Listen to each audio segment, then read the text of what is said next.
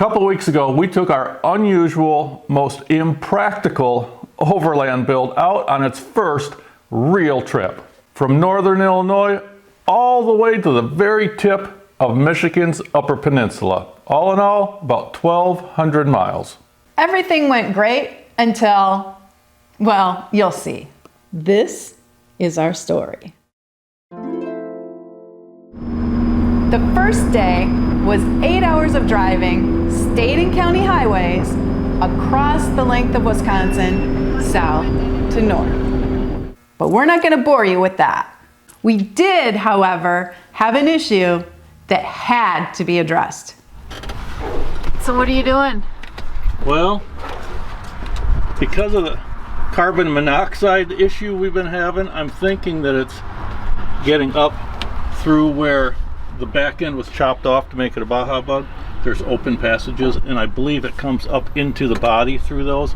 So we stopped at Walmart and got some of this sticky foam insulation, and I'm going to try to seal up these gaps. So hopefully that'll work. I'm not totally convinced that's the problem, but it's worth a try. Boy, there's not much room back here.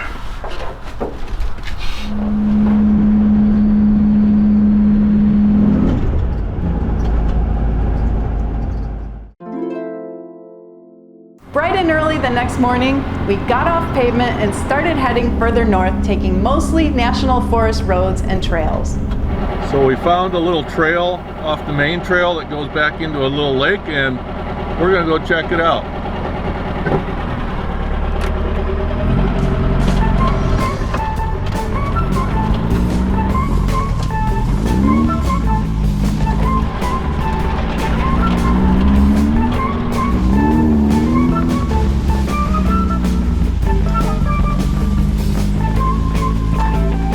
Okay, so it turns out it did not make it all the way back to the lake, and it's kind of rough and very rutted, and we're crossing our fingers that we can get back out of here.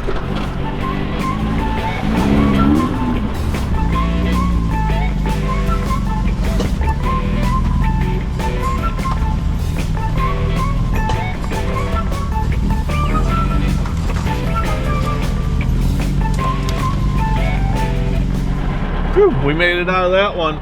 Let's go find another trail like that.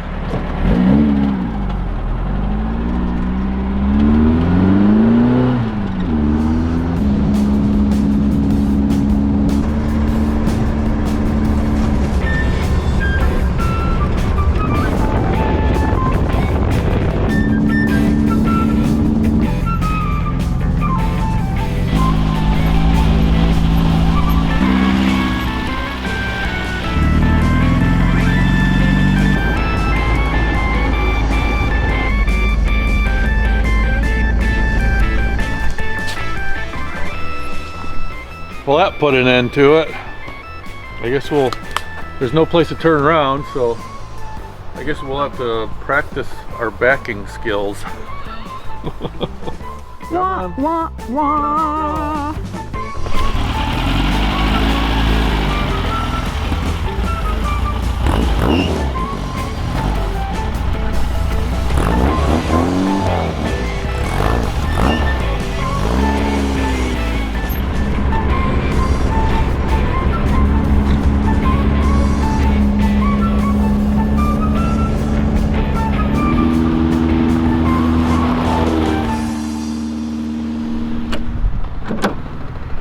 Alright, let's see how much we had left over.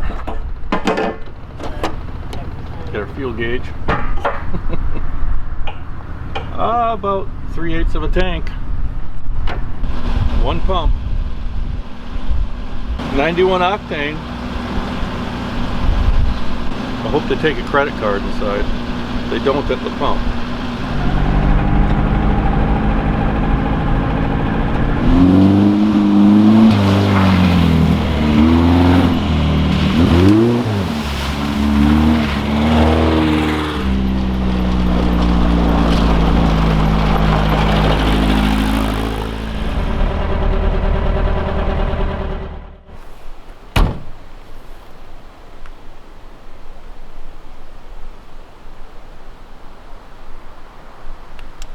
So here in camp, I'm doing a little inspection on the old rod, and I'm not seeing anything wrong with it.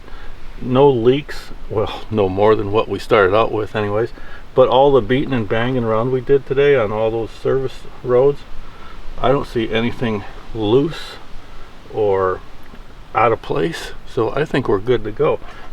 We do need to clean off this air filter today. It's very, very dusty.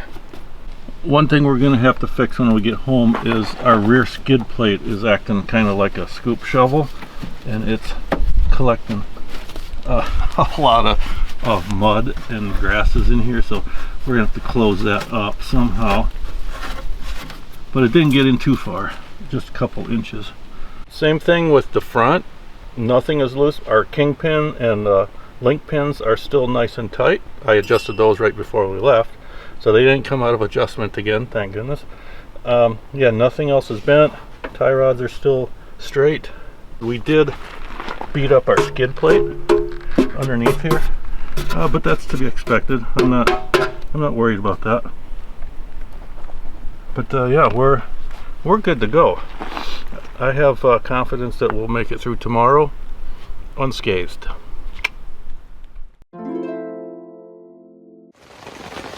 Well, we're all ready to leave, but the weather's not.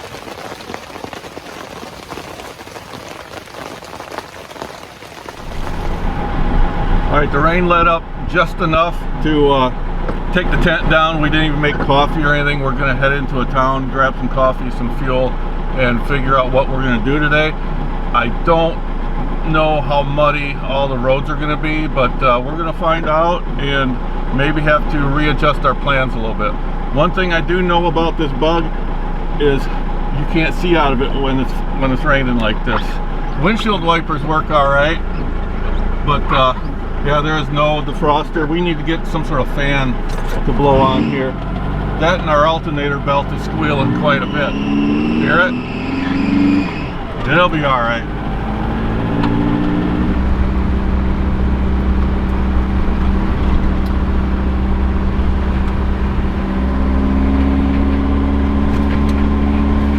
All right, finally, we got to a gas station, got some gas and some coffee. Yeah, it was really nice weather all throughout the night until about 5 o'clock this morning, and then it was a torrential downpour. It's about 9:15 now. We waited around until about 8 o'clock to see if the rain would let up, and it never really did very much. So we said, to hell with it, we're not going to sit in the tent all day. So we scrambled, took the tent down wet, which I never like to do because now it's completely saturated. But yeah, now we're nice and comfortable in the bug. It seems to be running okay in the rain. We're really putting this thing through its paces with all the rough roads and now the torrential downpours it's going through with an open engine cover, no engine cover on it at all, so it's getting rained on. But it's performing well. Now we are going to get on another trail. I just talked to some locals here in the gas station. They said that this trail we're going to go on is really solid. It's not too awfully muddy. There's going to be some running water over it in places, but we'll figure that out when we come to it. Swim. Yeah, we'll swim across. We'll hook a rope to this and pull it across. We got the winch. Oh yeah, we got a winch. Yeah. Right. What do we got to worry about? All right, see you later.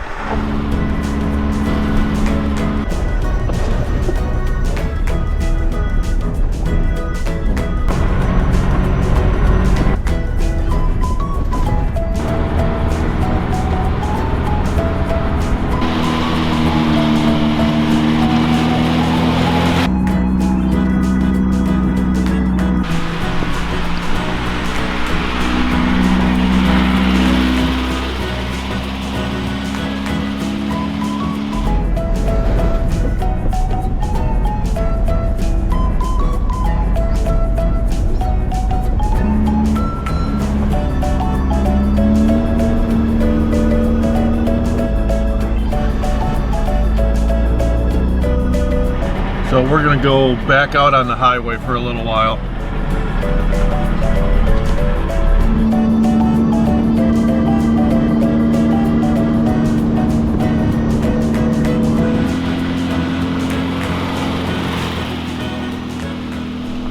Well, the rain let up just enough so we can get out and look at these old copper mine ruins.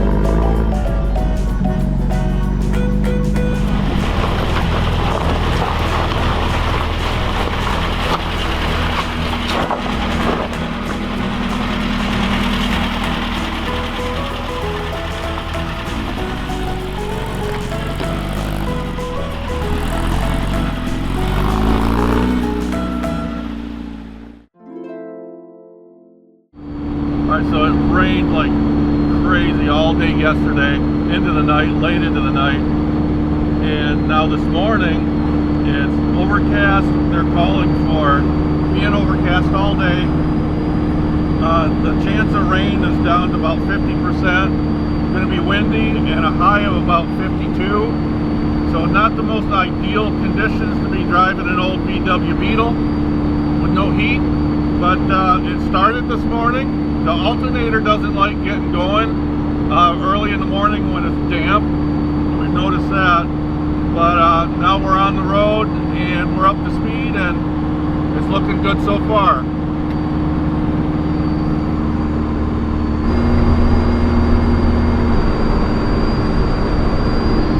Going back to our issue with the carbon monoxide getting into the cabin, I think we have it pretty much solved. It is coming through the channels of the body, back where they cut off the back to make it a Baja bug. Those channels are open.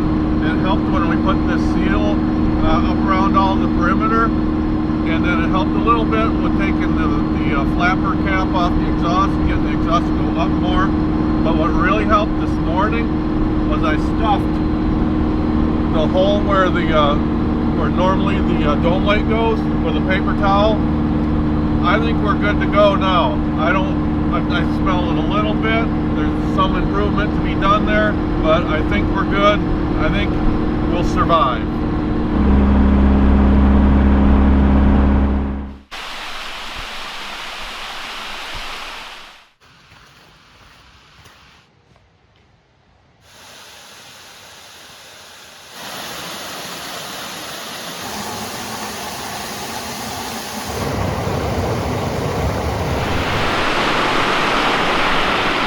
We finally made it up to Lake Superior, but we're not up to the top of the peninsula yet.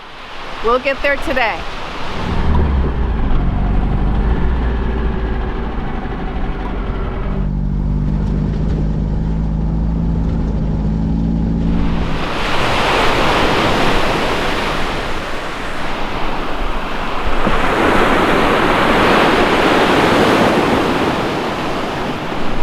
So this looks like a great black sand beach. This is not natural. This is actually tailings from a huge copper mining operation that was here. And this sand is just the ground up rock where they took the copper out, and it's actually kind of toxic. There are heavy metals, and I believe they found traces of arsenic in this sand. So this is kind of a huge environmental issue up here, but it's fun to drive on.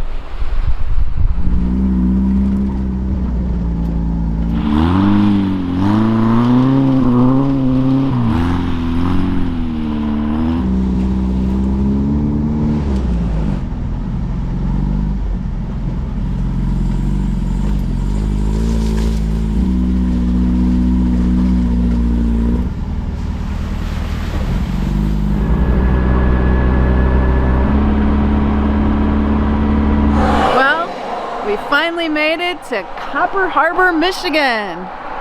The town of Copper Harbor is the furthest north you can drive in Michigan, but the very tip of the peninsula is further east.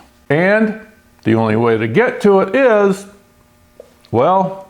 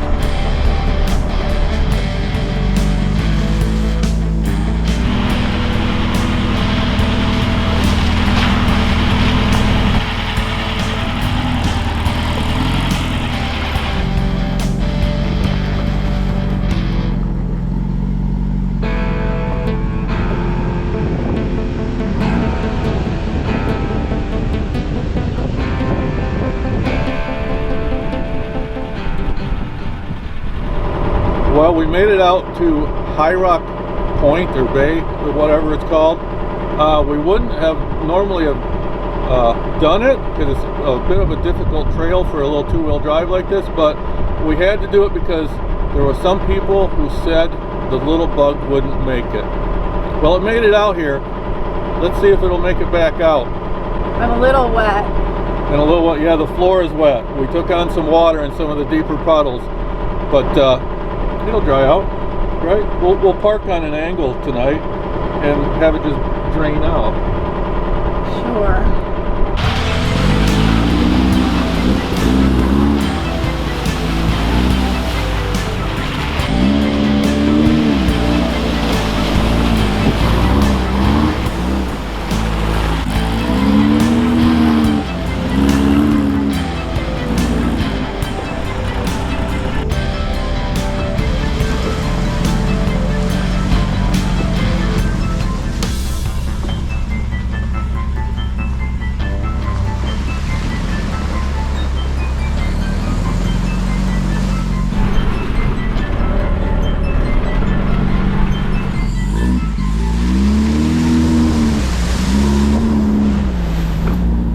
While the adrenaline was still pumping, we decided to tackle another trail that somewhat paralleled the one we just successfully conquered.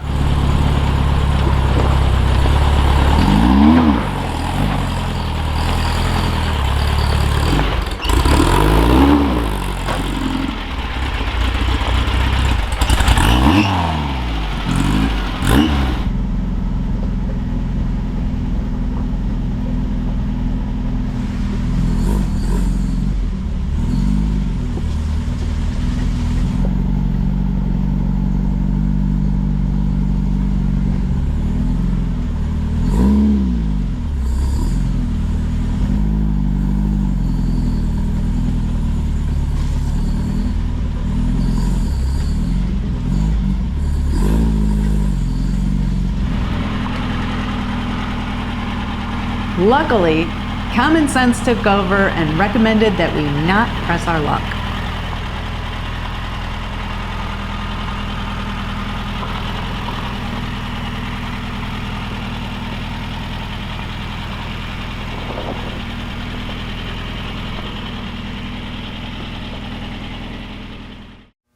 So after 2 long days of rain, cold, and wind, we got a motel room in town.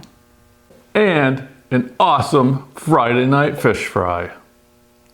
But first, we went into this fancy restaurant right on the lake in the afternoon just to make a reservation for that night.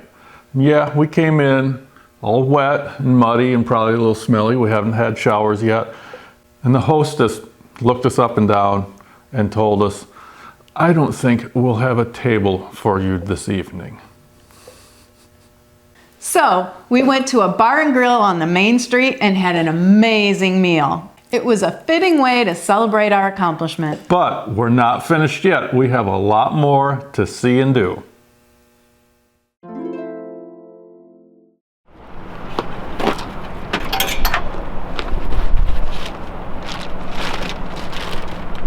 yesterday that this thing does not like getting the ignition wet. So this morning, we're gonna pop the cap, the starter cap off, and let this nice Lake Superior wind do its magic and dry this out a little bit before we get going this morning.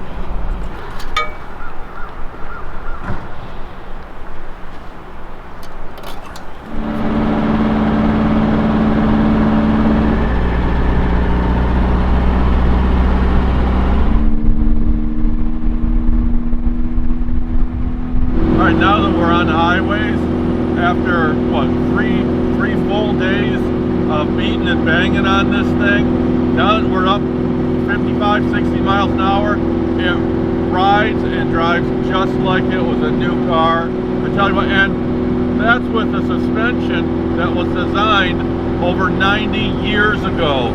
It's more like a tractor suspension than any modern vehicle, and it just rides perfectly smooth.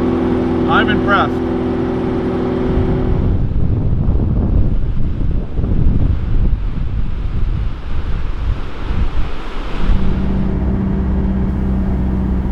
After leaving the Lake Superior shoreline, we went looking for waterfalls, and Michigan never disappoints.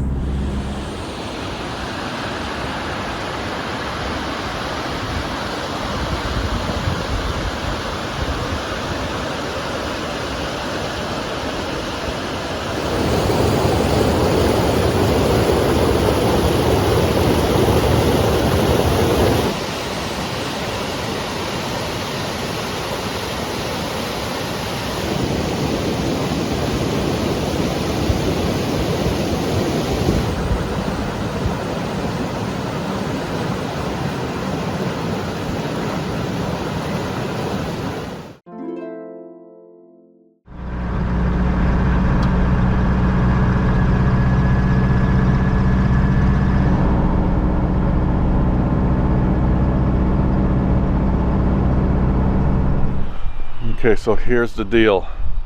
We got about 3 hours from home and we're done. We think that the throwout bearing is out of it. We're dead in the water. We have no clutch. So Merri's Googling U-Haul, see if we can get a tractor or a trailer and a truck or something to so we can get it the rest of the way home. Yeah, we stopped to clean some bugs off the windshield. I get back in and the clutch just went right to the floor.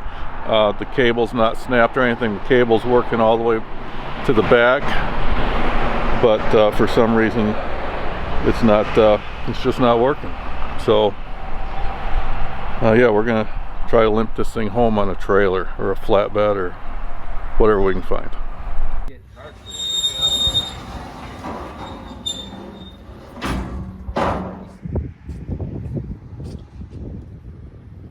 Well, it's on there.